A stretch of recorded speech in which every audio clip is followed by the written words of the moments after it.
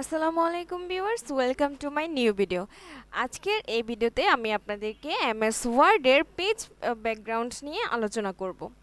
তো পেজ ব্যাকগ্রাউন্ডে আমরা আগের ভিডিওতে ওয়াটারমার্ক নিয়ে আলোচনা করেছিলাম।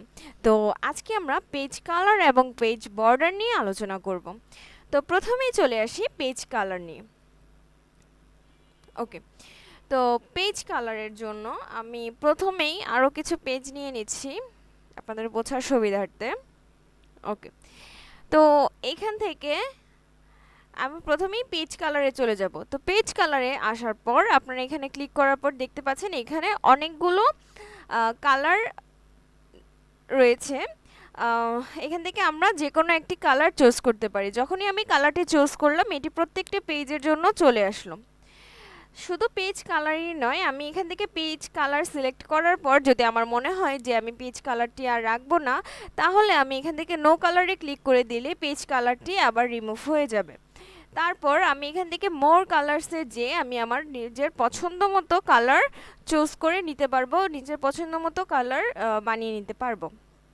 ওকে, তারপর এখান থেকে কাস্টম কালারে যে এই যে আপনি আপনার পছন্দ মতো কালার বানিয়ে নিতে পারবেন এখান থেকে।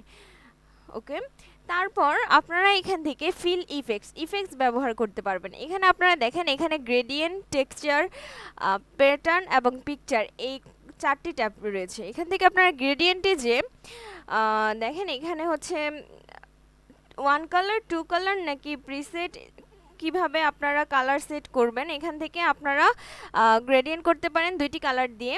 এই যে দেখেন, কালার ওয়ানে আমি এখান থেকে একটি কালার নিয়ে নিচ্ছি, আপনাদের দেখেন। তারপর হচ্ছে কালার টুতে আমি আরেকটি কালার নিয়ে নিলাম। তো আমি এই কালারটি কি দেখেন এখানে হচ্ছে হরিজন্টালভাবে আছে। তারপর আমি যদি এটা ভার্টিক্যালভাবে রাখতে চাই, দেখেন এটা কিন্তু ভার্টিক্যালভাবে হয়ে গেল। আমার এখানে হচ্ছে স্যাম্পলটা দেখাচ্ছে যে আমার কিভাবে নিলে আমার এটা কিভাবে দেখাবে। তারপর ডায়াগোনালে চলে আসলো। তারপর ডায়াগোনাল ডাউন, এটা কি নিচ থেকে ডায়াগোনাল হবে, আর এটা হচ্ছিল ডায়াগোনাল আপ, এটা উপর থেকে ডায়াগোনাল হবে। তারপর ফ্রম সেন্টার থেকে চলে যাবে।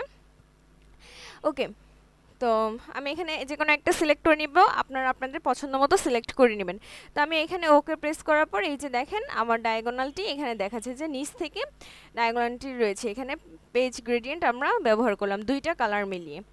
ওকে, তারপর আপনারা এখান থেকে টেক্সচার ইউজ করতে পারবেন। এই যে দেখেন এখানে অনেকগুলো রয়েছে টেক্সচার, এখান থেকে আপনারা ইউজ করতে পারবেন। ওকে, তারপর আপনারা এখান থেকে প্যাটার্ন ইউজ করতে পারবেন। দেখেন এখানে অনেক ধরনের প্যাটার্ন রয়েছে, আপনারা এখান থেকে কালার চেঞ্জ করে, ব্যাকগ্রাউন্ডের কালার চেঞ্জ করে, দুইটা কালার চেঞ্জ করে আপনারা কম্বাইন্ড করে যে কোনো প্যাটার্নের তৈরি করে নিতে পারবেন। ওকে, তারপর আমরা এখান থেকে দেখব পিকচার।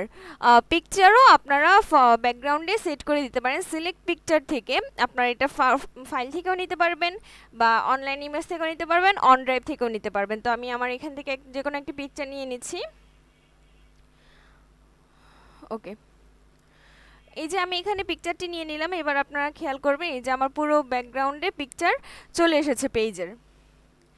তারপর আমরা এখান থেকে এই সবগুলো প্যাটার্ন, সবগুলো অপশন দেখে নিলাম এখানে। ওকে, তারপর আমরা কথা বলবো পেজ বর্ডার নিয়ে। ওকে, পেজ বর্ডারে আমরা চলে আসি। পেজ বর্ডারে আসার পর আমরা এখান থেকে দেখতে পাচ্ছি যে আমাদের বর্ডারের স্টাইল রয়েছে। এখানে আমরা কোন স্টাইলে বর্ডার দিব, দেন এখান থেকে দেখেন বক্স, এইরকম আপনাকে এখানেও প্রিভিউ দেখিয়ে দিচ্ছে যে বক্স যদি আপনি ইউজ করেন তাহলে কীরকম হবে। তারপর এখানে দেখেন শ্যাডো, একটু শ্যাডো পড়বে নিচের দিকে। তারপর হচ্ছে 3D বর্ডার রয়েছে, তারপর কাস্টম বর্ডার। তো আমি প্রথমেই একটি 3D বর্ডার নিয়ে নিয়েছি। এই যে দেখেন, অ্যান্ড 3D বর্ডারে আমি হচ্ছে কোন স্টাইলটা ইউজ করব সেটাও আমি এখান থেকে সিলেক্ট করে দিলাম। এই যে এইটি হচ্ছে আমার 3D বর্ডার। ওকে, এখানে হচ্ছে আমার 3D বর্ডার শো করছে। তারপর আমরা এখান থেকে শেডিং নিয়ে নিতে পারছি। শেডিংয়ে আপনারা কোন কালার চুজ করবেন সেটিও এখান থেকে দিয়ে দিতে পারবেন।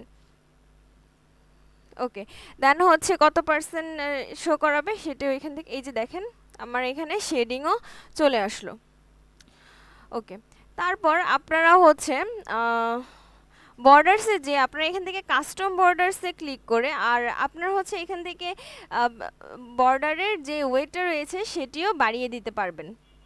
ওকে, আমি এখান থেকে বর্ডারের ওয়েটটা বাড়িয়ে দিলাম। দেখেন আমার এখানে ওয়েটটা একটু বেড়ে গেল। ওকে, তারপর আমরা এখানে আরও এই যে দেখেন আমার এখানে বর্ডারের ওয়েটটা বেড়ে গেল, আগের বার কাজ করেনি। ঠিক আছে, তো এখান থেকে আমরা শেডিং থেকে আপনাদেরকে দেখিয়ে দিলাম আমরা শেডিং নিতে পারবো, পেজ বর্ডারে যে আমরা যে কোনো বর্ডার নিতে পারবো। ওকে, তো আর এখানে যে আর্টে রয়েছে, আপনাদের এটি আর্ট রয়েছে, এখানে আপনারা অনেক ধরনের স্টাইল পেয়ে যাবেন। তো আমি এখান থেকে একটি নিচ্ছি, আপেলের যে সাইন হোল ডকুমেন্টে, এটা আপনারা এখান থেকে অ্যাপ্লাই করতে পারবেন, যেটাকে হোল ডকুমেন্টে অ্যাপ্লাই করবেন নাকি শুধু এই সেকশনটার জন্য করবেন নাকি এই পেজের জন্য অনলি। ওকে, এই যে দেখেন এখানে সবগুলোতে এই যে ডিজাইনটি চলে এসেছে। তো এরকমভাবে আপনারা পেজ বর্ডার এবং পেজ কালার নিয়ে কাজ করতে পারবেন। আজকের ভিডিও এই পর্যন্তই। আসসালামু আলাইকুম।